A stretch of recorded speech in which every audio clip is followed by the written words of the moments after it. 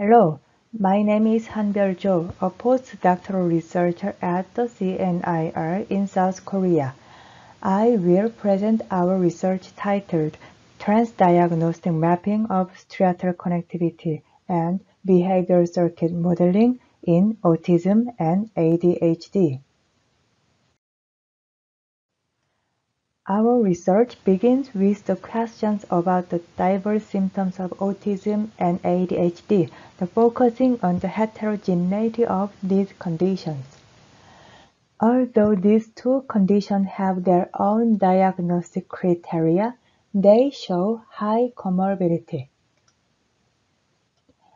We wondered why autism and ADHD frequently occur together. Are there any transdiagnostic substrates that can explain the comorbidity of these two conditions?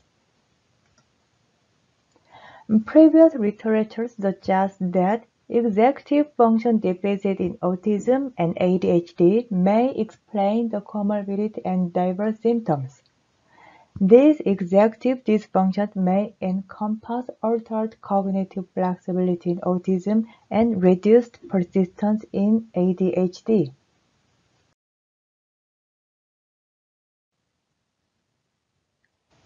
Executive function consists of various latent variables.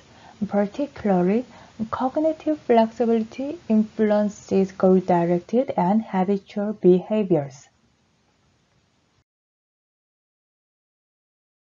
Is the cortical striatal circuit connectivity map. It explains the functional connectivity between the frontal lobe and striatum. This connectivity map expresses the reward-based value, goal-directed, and habit system. At the same time, this map implies the involvement of the dopamine system, which extends from the midbrain to the frontal lobe through the striatum. In our study, we performed computational modeling to implement the performance of the executive function integrating the neural substrate of cortical striatal circuit. Now, let me explain our research method and result.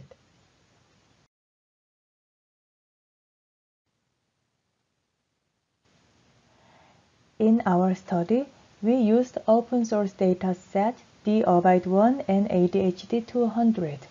We obtained resting set fMRI data and behavioral symptom measurement from individuals diagnosed with 46 autism, 52 ADHD, and 99 neurotypical controls for comparison. Previous research used connectopic mapping to extract striatal gradient maps summarizing the functional connectivity between the cortex and striatum. The first gradient map reflects the reward-based value, goal-directed, and habit system as mentioned earlier. The second gradient map reflects dopamine transport availability, which can be measured by SPECT imaging. And these are our connectopic maps and projection maps. We were able to replicate major gradient patterns of previous research. In other words, our striatal gradient maps incorporate reward-based goal-directed behavior and dopamine system proposed in previous research.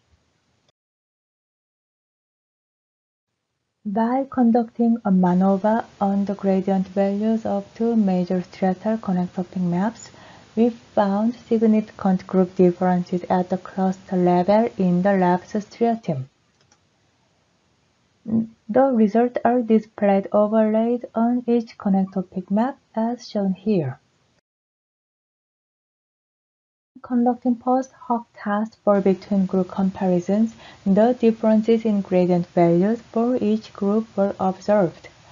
In the first connectopic map, which reflects values goal-directed and habit system, the autism group showed decreased gradient values.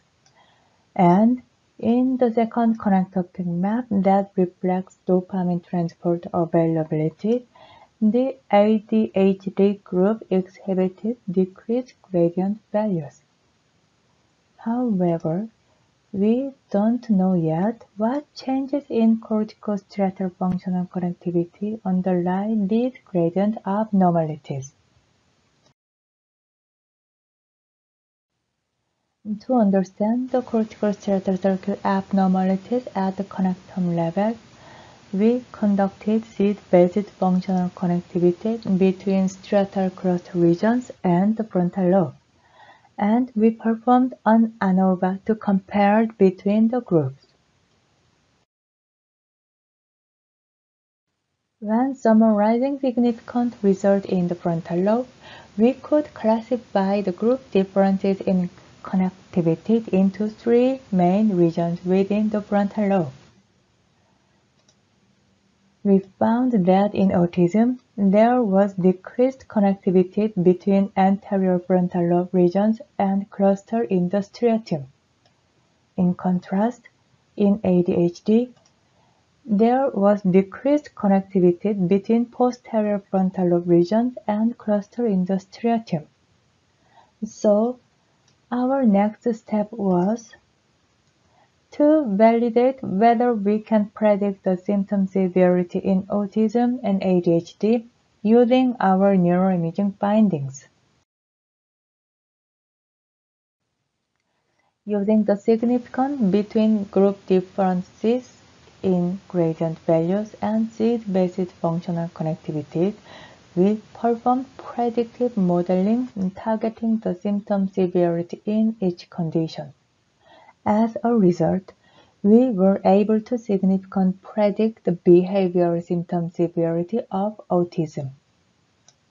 Next, we aimed to explain cognitive and executive dysfunction through computational modeling using results from our neuroimaging findings.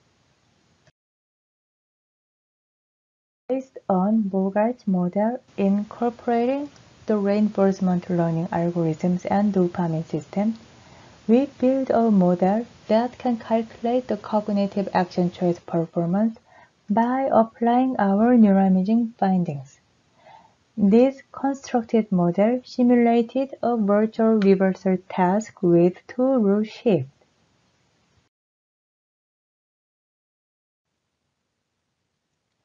In the simulated reversal task, there are two rules.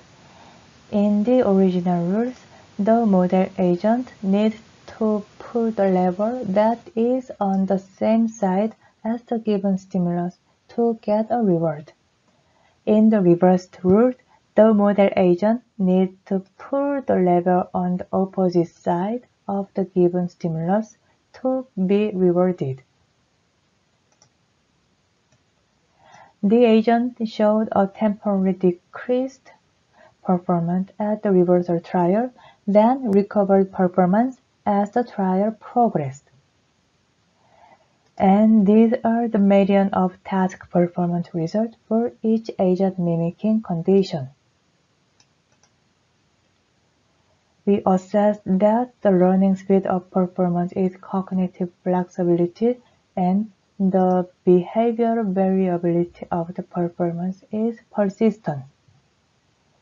In the agent mimicking autism, flexibility decreased after the rule shift, but increased compared to other agent mimicking conditions after returning to the original rule. In the agent mimicking ADHD, overall trials, persistence consistently decreased with each rule shift.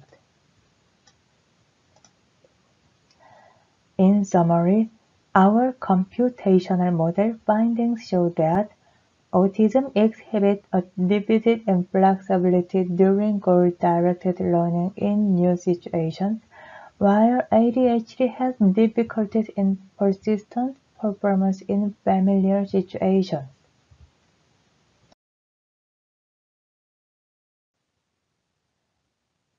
In conclusion, both autism and ADHD show abnormal cortical striatal connectivity and executive dysfunction, suggesting a unified spectrum to explain their co-occurring problems. Our findings can provide a system-level computational insight for diverse and concurrent difficulties in autism and ADHD, rooted in the transdiagnostic pathogenicity features. Thank you for your attention. I would also like to express my gratitude to my colleagues and collaborators.